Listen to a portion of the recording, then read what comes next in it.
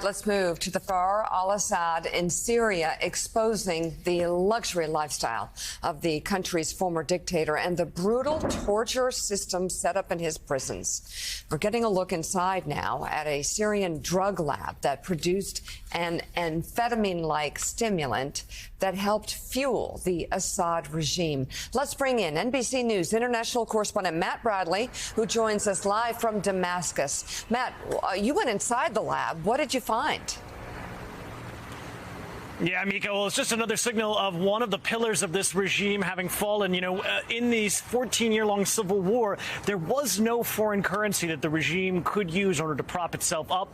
Obviously, business went bust throughout the country. They didn't have any cash, and they needed drugs to give to their soldiers. So this was not only fueling the fight financially, but also psychologically. It was a really sinister move, and it flooded the entire region with its multiple wars with drugs. Here's our report. Throughout Syria, celebrations for the fall of Assad and the pillars that once propped up his regime.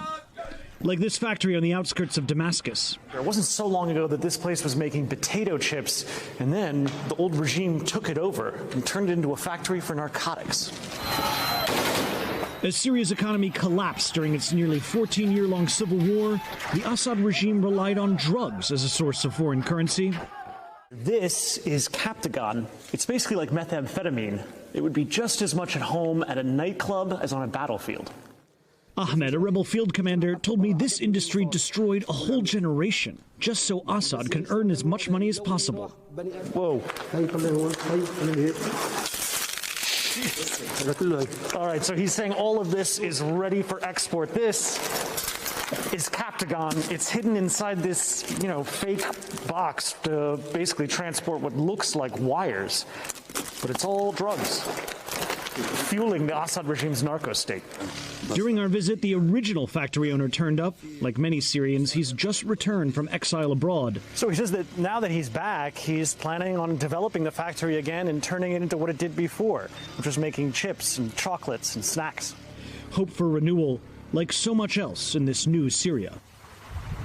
And guys, here's the thing, that factory owner we just spoke with, he's going to have to rebuild everything. Everything he has is gone, and we're seeing that all over this country. But everybody is still smiling. And that's what's actually so remarkable about being here for the past week, is that everybody here is ecstatic about this new regime and this new Syria, despite the fact that there's just signs of ruin and destruction everywhere we look. It's remarkable. All right, NBC's Matt Bradley reporting live from Damascus. Thank you so much. Matt. So, Admiral Stavridis, so many different reports this weekend about what's going on in Syria. I'd love for you to give us your insights. There seems to be a balance, hope in the streets, and yet warnings from the survivors of the Arab Spring and the blowback after that a decade or so ago, saying this is going to end badly. Where are you? I hear echoes of my own past here, which is, as NATO commander, I led the intervention in Libya. And when Muammar Gaddafi was finally taken down by his people, there was jubilation. There were smiles for weeks, for a few months.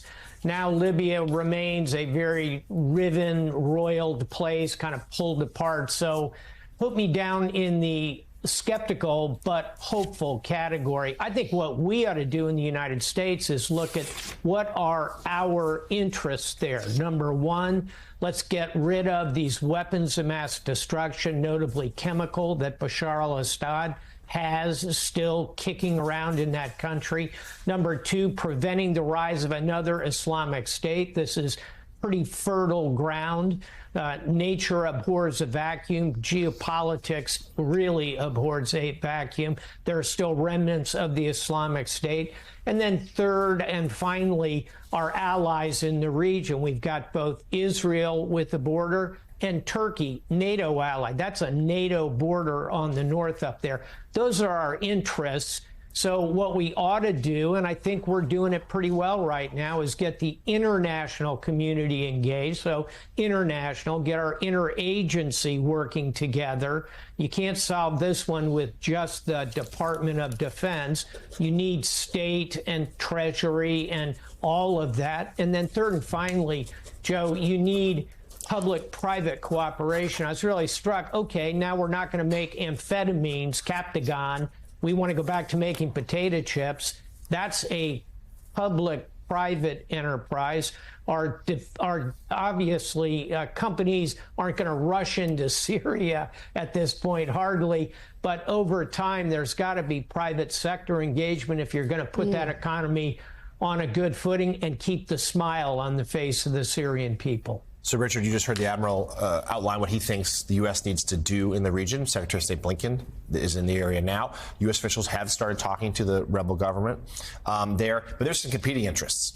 Israel's going to have a say. Iran's going to want to say. Turkey wants a say. How do you see this structure being put in place? Well, I'm also on the skeptical side. The idea that you're going to have a benign government that rules over all of Syria, that would make you a cockeyed optimist.